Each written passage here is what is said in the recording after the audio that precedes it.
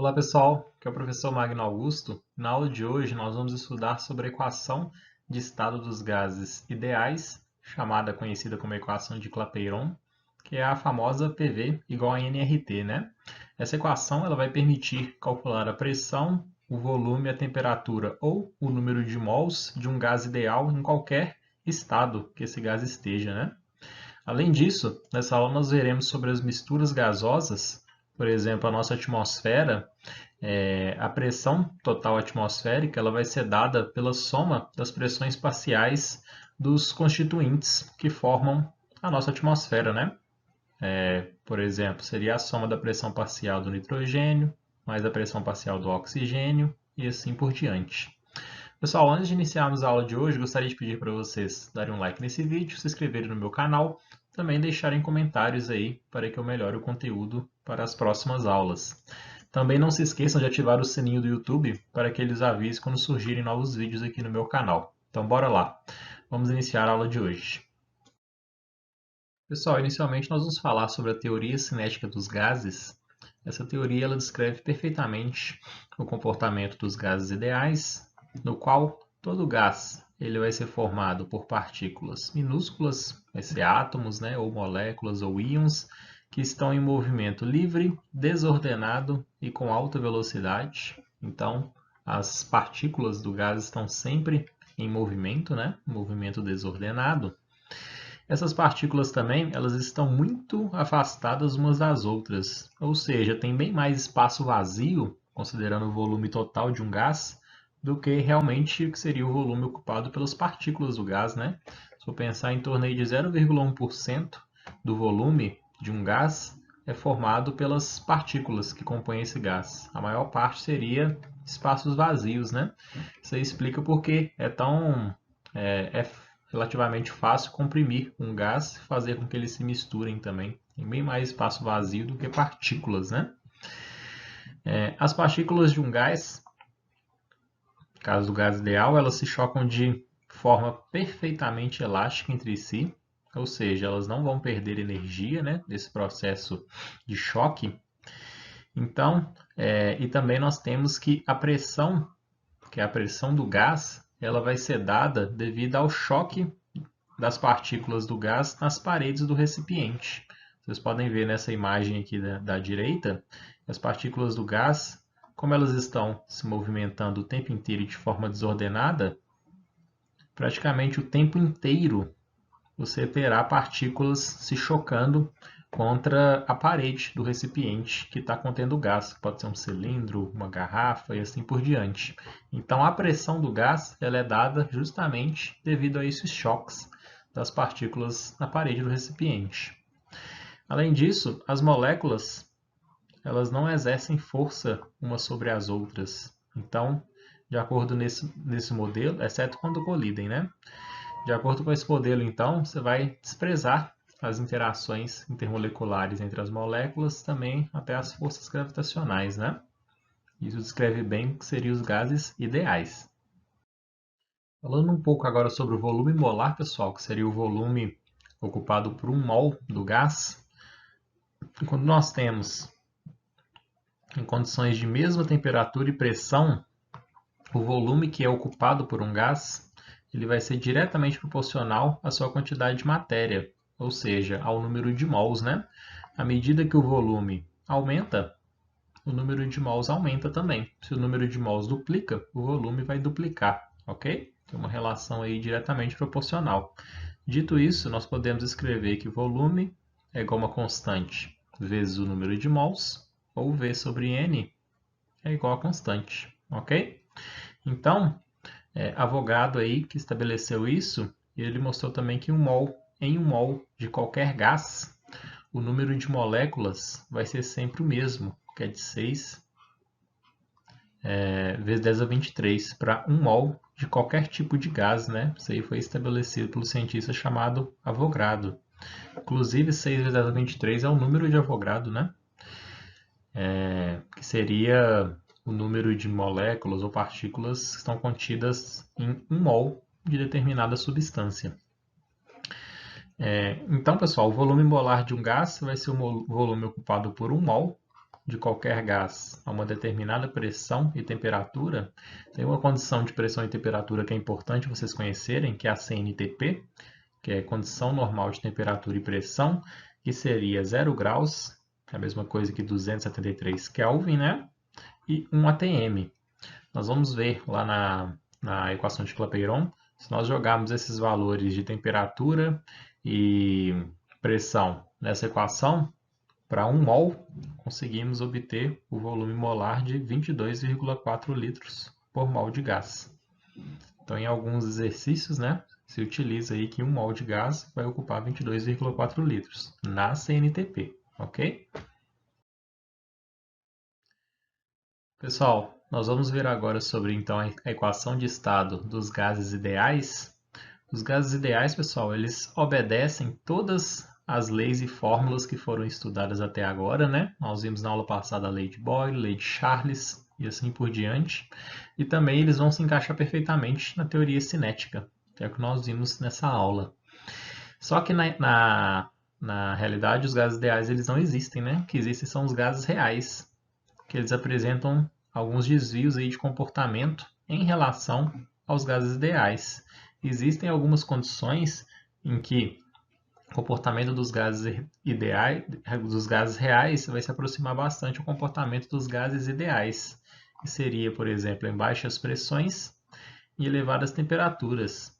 Nessas condições, as interações entre as moléculas do gás não vão ser muito significativas, né? Por isso que o comportamento do gás real vai ficar bem próximo do comportamento de um gás ideal.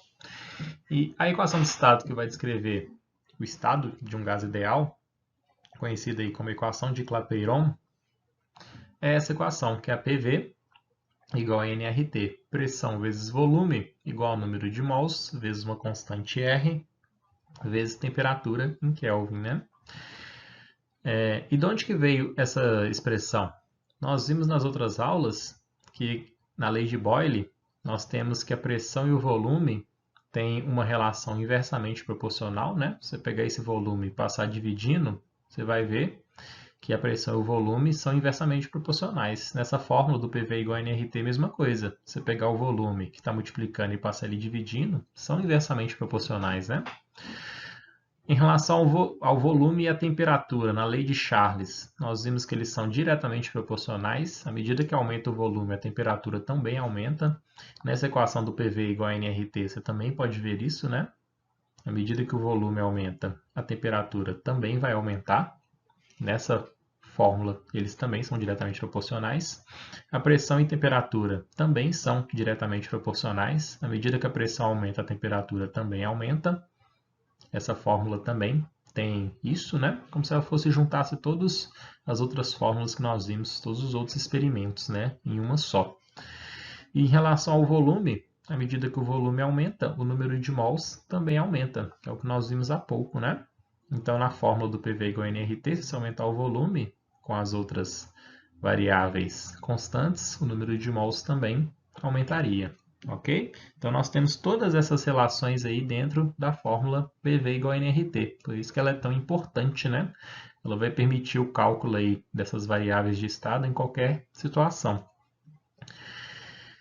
O valor da constante R pode assumir alguns valores de acordo com as unidades, ok? Nós vimos lá na CNTP, se a pressão for de 1 atm, temperatura de 0 graus, que é 273 Kelvin, nós conseguimos estabelecer que o volume molar é de 22,4 litros, né? Jogando isso tudo nessa fórmula, que é para 1 mol, aqui é 1 atm vezes 22,4 litros, dividido por 273 Kelvin, nós chegamos nesse valor de R. R é igual a 0,082 atm vezes litro vezes mol menos 1 vezes Kelvin menos 1. Então, aqui, ó, se nós tivermos a pressão em atm, utilizamos o valor de R de 0,082. Se a pressão estiver em quilopascal, já utilizaremos o R de 8,31, ok? Agora ainda, se a pressão estiver em milímetros de Hg, milímetros de mercúrio, o R que vai ser utilizado na fórmula do PV igual a nRT vai ser de 62,3, ok? Então preste atenção nisso. A mais utilizada é essa aqui, ó, 0,082, esse valor de R, porque geralmente a pressão é bem comum cair nos exercícios a pressão em ATM, mas caso ela esteja em outras unidades, vocês já sabem que o valor de R vai se alterar, ok? Lembrando também que a temperatura vai estar sempre em Kelvin, né? As fórmulas aqui, ó, até na unidade de R, a temperatura é sempre em Kelvin, ok? Agora falando sobre as misturas gasosas, existe a lei de Dalton. Dalton também estudou sobre essas misturas gasosas. Essa lei de Dalton ela é conhecida como lei das pressões parciais, porque ela diz que a pressão total de uma mistura de gases vai ser igual à soma das pressões parciais de cada gás que está compondo esse sistema, né? Por exemplo, se você pegar aqui, ó, o gás hidrogênio H2, que tem uma determinada pressão parcial P1, misturar com o gás, o hélio HE, então a pressão parcial P2, a pressão total dessa mistura vai ser igual P1 mais P2, pressão parcial do H2 mais pressão parcial do HE. Então nós temos que a pressão total, pessoal, vai ser a pressão parcial do primeiro gás mais a pressão parcial do segundo. Se tiver mais gases, vai somando, né? P3, P4, P5 e assim por diante. Se nós, quando isolamos o P, a pressão, na fórmula do PV igual a nRT, nós temos isso aqui, né? Isolando o P, o volume passando dividindo, nós temos que pressão é igual a nRT dividido por volume. Então, a pressão parcial ela vai depender aí do número de mols de cada gás, né? Por exemplo, P1 vai ser o quê? N1 dividido por RT vezes RT sobre V. P2 vai ser N2 vezes RT sobre V. Então, acaba que a pressão total ela vai ser a soma do número total de mols que compõem dos gases que compõem determinado sistema vezes RT sobre V, ok? Então, pessoal, pressão total, essa aqui mostra exatamente a lei de Dalton, né? É a soma das pressões parciais dos gases, que seria esse PI, né? Vai ser P1, P2, P3. Enquanto tiver gases ali compondo o sistema, você vai ter a pressão parcial de cada um deles. E ainda nós temos mais uma fórmula, que a pressão parcial, o PI, ele é dado pela fração molar vezes a pressão total. O que seria a fração molar, pessoal? Dentre todos os gases, quanto que teria daquele gás em mols, né? Digamos assim, por exemplo, se tem 10 mols total, um dos gases são 2 mols de um gás e 10 mols no total. A fração molar seria essa divisão de 2 por 10, ok? Que daria 0,2, né? Então, a fração molar é o número de mols de determinado gás dividido pelo número de mols total. Se você pegar essa fração molar e multiplicar pela pressão total, você consegue descobrir a pressão parcial de determinado gás, ok? Tendo a fração molar dele, que vai vir a partir do número de mols. É isso, beleza? Vamos fazer alguns exercícios agora, pessoal. O primeiro está falando. As pesquisas sobre materiais utilizados em equipamentos esportivos são direcionadas em função dos mais diversos fatores. No ciclismo, por exemplo, é sempre desejável minimizar o peso das bicicletas para que se alcance o melhor desempenho do ciclista. Dentre muitas, uma das alternativas a ser utilizada seria inflar os pneus das bicicletas com gás hélio, por ser bastante leve e inerte à combustão. A constante D, que é a constante universal dos gases, né? O R, que é 0,082, atm vezes litro, vezes mol menos 1, vezes Kelvin menos 1. A massa de hélio necessária, então queremos a massa, né? Para inflar um pneu de 0,4 litros de volume com pressão correspondente a 6,11 atm a 25 graus seria. Então, o que nós temos aí de dados, pessoal? Temos o nosso R, temos aqui o volume, a temperatura e a pressão. A partir disso, conseguimos calcular o número de mols, né? Lembrando que a temperatura tem que ser passada para Kelvin. Então, 25 graus somando com 273, chegamos em Kelvin, né? Que vai ser 298 Kelvin, ok? As outras unidades já estão corretas. Aqui o volume em litros, que é o que tem no R, o número de mols que a gente vai obter, temperatura em Kelvin, pressão em atm. Então já podemos jogar na fórmula. Temos então que PV é igual a N RT, pressão 6,11 vezes o volume de 0,4 vai ser igual a N vezes 0,082 vezes 298. Nós podemos pegar isso aqui e jogar para baixo. N vai ser o quê? 6,11 vezes 0,4 dividido por 0,082 vezes 298. Fazendo essa conta aqui, pessoal, nós chegamos em 0,1, ok? 0,1 mol. Aproximadamente. Nós temos que 1 mol do HE, que é o gás, né, do hélio, aí já tem que olhar na tabela periódica a partir da massa molar do hélio, né, a informação que tem na tabela. 1 mol de HE são 4 gramas. Se nós temos aqui 0,1 mol do hélio, x gramas. X é igual a 4 vezes 0,1, que é igual a 0,4 gramas. Resposta letra A.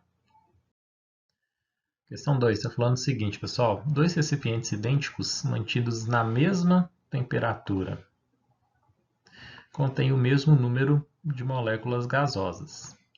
Um dos recipientes contém hidrogênio, enquanto o outro contém hélio. Qual das afirmações abaixo está correta? Letra A. A massa de gás em ambos os recipientes é idêntica. Pessoal, nós temos que o que vai ser idêntico vai ser o mesmo número de moléculas, né? O mesmo número de mols, ok? O mesmo N. Só que o hidrogênio e o hélio, eles apresentam massas diferentes para a mesma quantidade de mols, né? Eles têm massas molares diferentes. Então, 1 mol de hidrogênio é 2 gramas, 1 mol de hélio seria 4 gramas. Então, você não pode falar que a massa deles será a mesma, né? Letra B. A pressão é a mesma nos dois recipientes. Isso provavelmente sim, né? Porque nós temos que a pressão, por exemplo, do H2 vai ser o quê?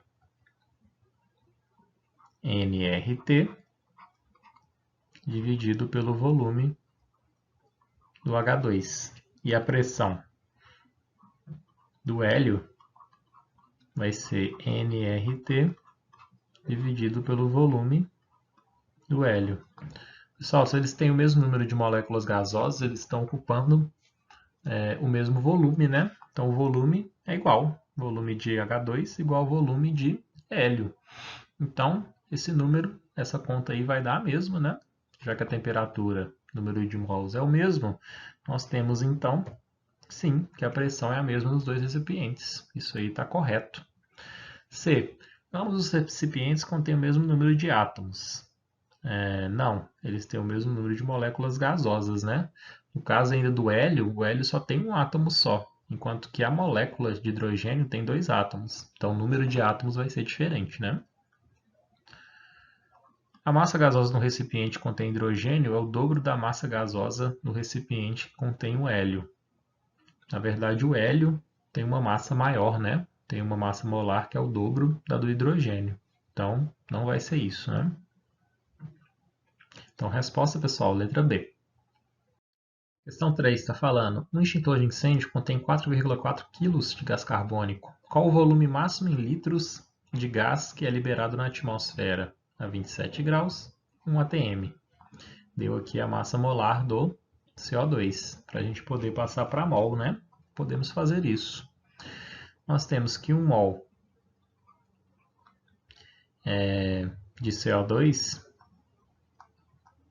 são 44 gramas, né?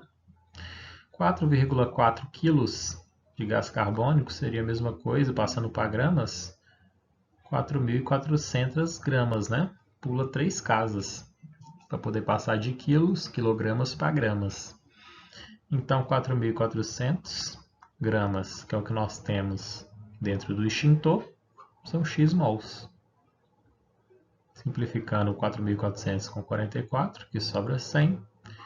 X é igual a 100 vezes 1. 100 mols de CO2. Agora, nós temos aqui a nossa temperatura. Temos que passar para Kelvin, né? Somando 273. 27 mais 273 vai dar 300 Kelvin. A pressão já está em atm. Temos tudo, né? Número de mols. Só jogar na fórmula. PV igual a nRT. Então, o que nós queremos é o volume, né? Pressão.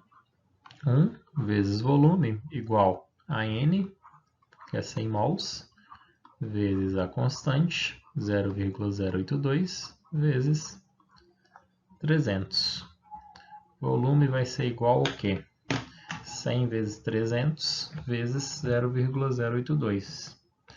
Fazendo essa continha, nós chegamos em que o volume em litros do gás é de 2.460 litros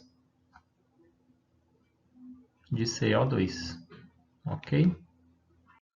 Questão 4 está falando o seguinte, pessoal. Um recipiente de 44,8 litros, mantido a 273 Kelvin, foram misturados 4 mol de gás hidrogênio e 6 mol de gás oxigênio na CNTP. As pressões parciais de H2 e O2 em atmosfera são respectivamente. Primeiro, pessoal, antes de calcular a pressão parcial, temos que descobrir a pressão total, né? Que a partir da pressão total multiplicando pela fração molar, conseguimos achar as pressões parciais. Então, nós temos aqui, ó, o volume é 44,8 litros, temperatura 273, número de mols total, 4 mais 6, temos 10 mol nesse sistema, né? 10 mol de gás. Jogando PV igual a nRT, o que nós temos? Nós temos que a pressão total vezes o volume, 44,8, é igual a N, que é 10 mols, vezes 0,082. Nós vamos utilizar esse R, que é a pressão, nós vamos achar em atmosferas, né? Em atm, vezes a temperatura de 273. Então, a pressão vai ser 10 vezes 0,082 vezes 273 dividido por 44,8. Vamos ver quanto que isso aí vai dar. Então, vai ser 10 vezes 0,082 vezes 273. Isso dividido por 44,8. A pressão deu aproximadamente 5 atm.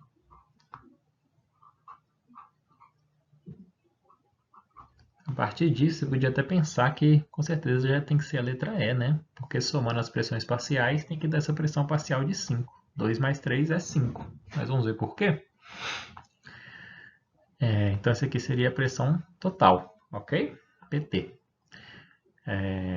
A fração molar de H2 seria o quê?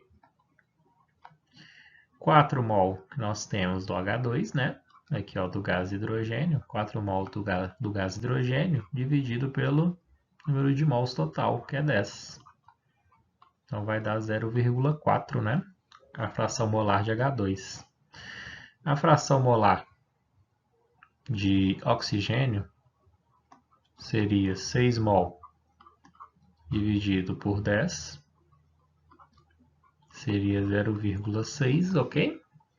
Para poder calcular a pressão parcial, então, do H2, pegamos a fração molar dele, que é 0,4. Estou usando essa fórmula aqui, né, pessoal? PI igual a fração molar vezes a pressão total, ok? 0,4 vezes 5, que é a pressão total. Isso aqui vai dar 2 atm.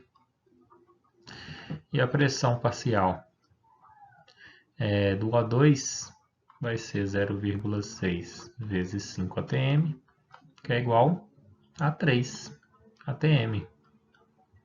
Então, respectivamente, as pressões parciais são de 2 e 3 atm. Ou 2 e 3, 2 e 3 atmosferas, né? Resposta letra E. Mais uma questão falando o seguinte: a adaptação dos integrantes da seleção brasileira de futebol à altitude de La Paz foi muito comentada em 95, por ocasião de um torneio, como pode ser lido no texto abaixo. A seleção brasileira embarca hoje para La Paz, capital da Bolívia, situada a 3.700 metros de altitude, onde disputará o torneio continental. A adaptação deverá ocorrer em um prazo de 10 dias aproximadamente. O organismo humano em altitudes elevadas necessita desse tempo para se adaptar, evitando-se assim risco de um colapso circulatório. A adaptação da equipe foi necessária, principalmente porque a atmosfera de La Paz, quando comparada das cidades brasileiras, apresenta. Pessoal, La Paz está num local bem alto, né?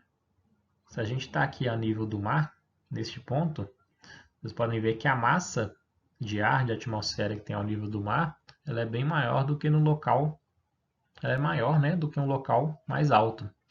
Então, a pressão atmosférica ao nível do mar, ela vai ser maior do que a pressão atmosférica em um local de elevada altitude, por exemplo, La Paz, né?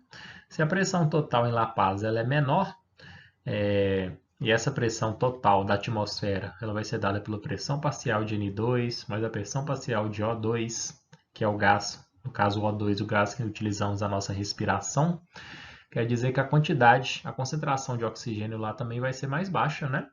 Vai ter uma pressão parcial menor, uma quantidade no total menor de oxigênio lá em La Paz. É por isso que os jogadores eles precisam se adaptar. Então, o que é que nós vamos ter? Porque a atmosfera de La Paz, né, quando comparada às cidades brasileiras, ela vai apresentar o quê? Uma menor pressão, devido à menor massa de ar que está naquela cidade de elevada altitude, e também, consequentemente, uma menor concentração de oxigênio. Ok? Resposta, então, letra A. Pessoal, como atividades dessa aula, então, gostaria que meus alunos fizessem os exercícios das semanas 3 e 4 do PET volume 6. Também, quantos exercícios acharem melhor da lista de exercícios PET volume 6. Meus alunos podem utilizar o aplicativo Conexão Escola e Google Classroom para poder fazer contato comigo e tirarem suas dúvidas. Quem não for meu aluno pode mandar um direct lá no meu Instagram, que é professor Magno Augusto, ou então deixar comentários aqui no vídeo do YouTube para conseguirem tirarem suas dúvidas, né? Então é isso, pessoal. Espero que essa aula tenha sido bem proveitosa para vocês. Espero que vocês tenham gostado. Então, até mais. Até a próxima aula. Se cuidem. Tchau para vocês.